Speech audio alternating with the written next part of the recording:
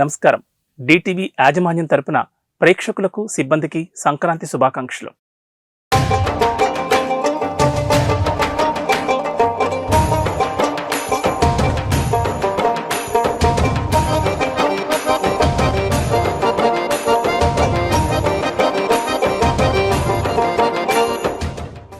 ముత్యాల ముగ్గులు, హరిదాసు కీర్తనలు, డూడు బసవన్నలు, తెలుగు లోకిళ్లలో సంక్రాంతి శోభ మొదలైంది. భోగి మంటలతో మొదలైన సంబరాలు ముక్కనుమతో ముగుస్తాయి.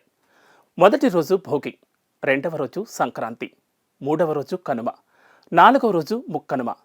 ఇలా ఈ పండగని 4 రోజుల పాటు జరుపుకుంటారు. ఈ 4 రోజులకు రోజుకో ప్రత్యేకత ఉంటుంది. ఆరోగ్య సూత్రంతో పాటు సాంప్రదాయం కూడా మిళితమై ఉంటుంది.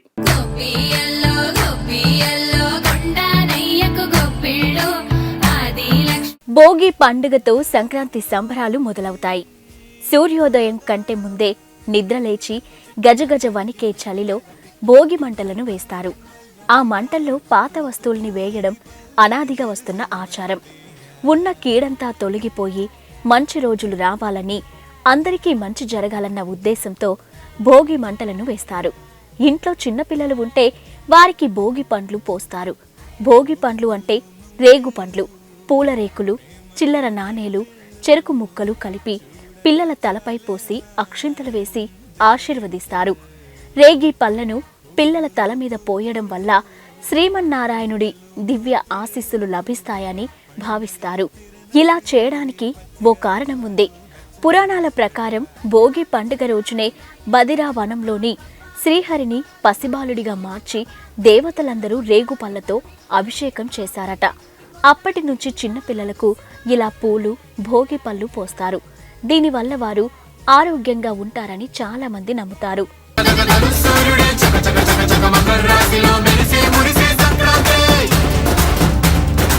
భోగి పండగ ముగిసిన తర్వాత ఇక మరుసటి రోజు మకర సంక్రాంతి. సూర్యుడు ఒక రాశి నుంచి మరో రాశికి మారే సమయాన్ని సంక్రమణ అంటారు. ఏడాదిలో 12 రాశులలోనూ సంచరిస్తాడు. అయితే ఆయన ధనుర్రాశి నుంచి మకర రాశిలోకి అడుగుపెట్టే సమయానికి ఓ ప్రత్యేకత ఉంటుంది. అప్పటి వరకు దక్షిణ దిక్కుగా ప్రయాణించిన సూర్యుడు తన దిశను మార్చుకుని ఉత్తర దిక్కుగా సంచరిస్తాడు. అందుకని దీనిని ఉత్తరాయణం అంటారు.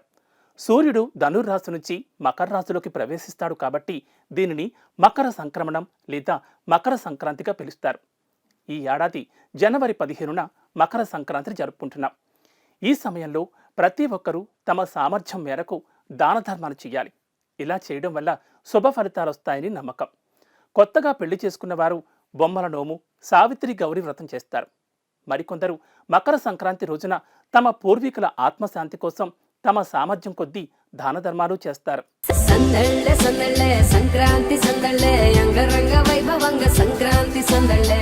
సంక్రాంతి రోజు పిండి వంటలు చేసుకుంటారు. ఈ పిండి వంటలు ఎలా మొదలయ్యాయంటే, సంక్రాంతి నాటికి ధాన్యం ఇంటికి చేరుతుంది.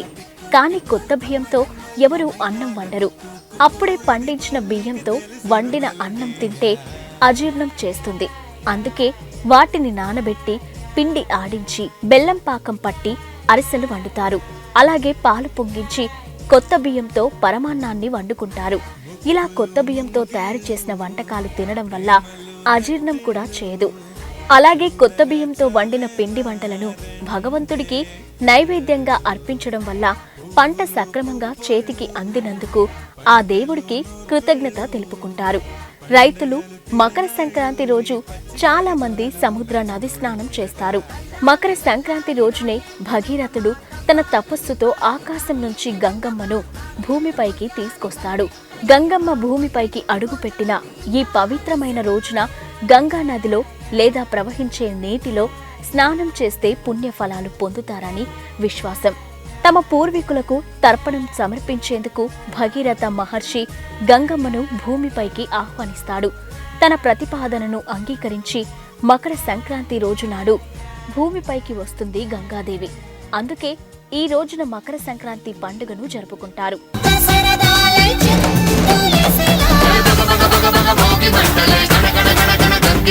ఇక మూడవ రోజు కనుమగా జరుపుకుంటారు. దీన్నే పశువుల పండగగా పిలుస్తారు. ఆ రోజు గోవులకు పసుపు కుంకుమలు పెట్టి పూజిస్తారు.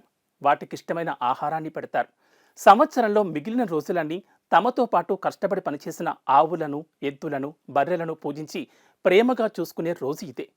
కనుమ నుంచి రథసప్తమి వరకు వాకిలిలో రకరకాల డిజైన్లతో రథం ముగ్గులు కూడా వేస్తారు. ఇక 4వ రోజును ముక్కనుమ అని పిలుస్తారు. పేరులోనే ఉంది, నాన్ వెజ్ ప్రియులు దుమ్ము లేపుతారు. ఈరోజు చికెన్, మటన్, చేపలు ఇలా ఏది నచ్చితే అది కుమ్మేస్తారు.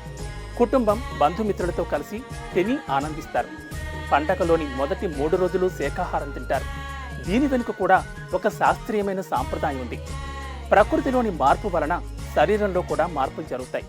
అది మానవ శరీరానికి హాని చేయకుండా ఉండేందుకే ఎక్కువగా నువ్వులతో ముడిపడిన పిండి వంటకాలను ఏర్పాటు చేస్తారు. ఇలా 4 రోజుల సంబరమే సంక్రాంతి.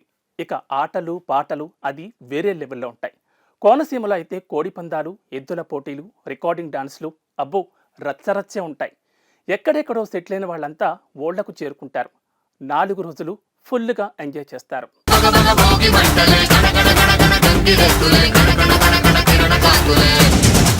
ఇది ఇవాల్టి సంక్రాంతి స్పెషల్ స్టోరీ. మరో ఎపిసోడ్తో మళ్ళీ కలుద్దాం. నమస్తే. సందళ్ళే సంక్రాంతి సందళ్ళే అంగరంగ వైభవంగ సంక్రాంతి.